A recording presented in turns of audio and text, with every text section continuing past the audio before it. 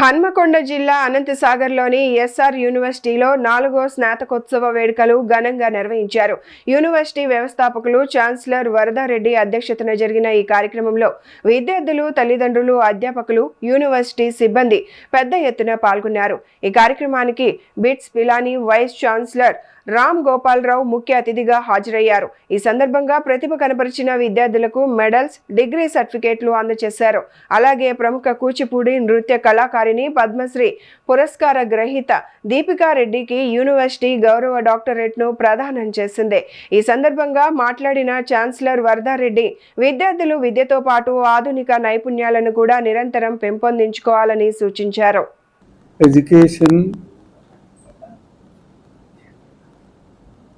is development of the society. ఈ దేశం అభివృద్ధి చెందాలి, అనేక రంగాలు అభివృద్ధి చెందాలంటే ఎడ్యుకేషన్ కావాలి అన్న ఉద్దేశంతో నేను రిజైన్ చేసిన ప్రైవేట్ ఇన్స్టిట్యూషన్స్ పెట్టి ఇక్కడ అనంతసాగర్లో నేను పెద్ద యూనివర్సిటీ పెట్టాలన్న ఉద్దేశము నాకు 1988లోనే వచ్చింది. ఈ ల్యాండ్ నేను 1988లో కొన్నా. చాలా విజన్తో కొన్నాను.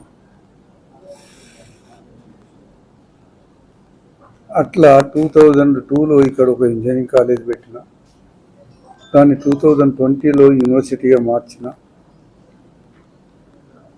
మా యూనివర్సిటీ ఆల్ ఇండియా లెవెల్లో మంచి ర్యాంక్ వస్తుంది. NIRF అనే ర్యాంక్ ఉంటుంది, నేషనల్ ఇన్స్టిట్యూషనల్ ర్యాంకింగ్ ఫ్రేమ్వర్క్. ఒక 30 కాలేజీలు, 30,000 కాలేజీ పోటీలు ఉంటాయి. 100 ర్యాంకులు ఇస్తారు త్రూఅవుట్ కంట్రీలో. మాది 91, 98, 98, 91. ఎక్కడ కూడా తెలంగాణలో ప్రైవేట్ ఇన్స్టిట్యూషన్కు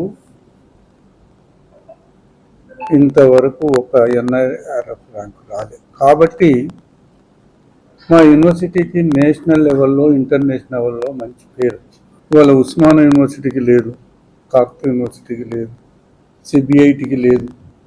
తెలంగాణలో ఏ కాలేజీ లేదు ఎక్సెప్ట్ గవర్నమెంట్ కాలేజీల్లో IIT హైదరాబాద్కు ఉన్నది, NIT వరంగల్కు ఉన్నది, IIIT హైదరాబాద్కు ఉన్నది, JNTకు ఉన్నది, మాకు ఉన్నది.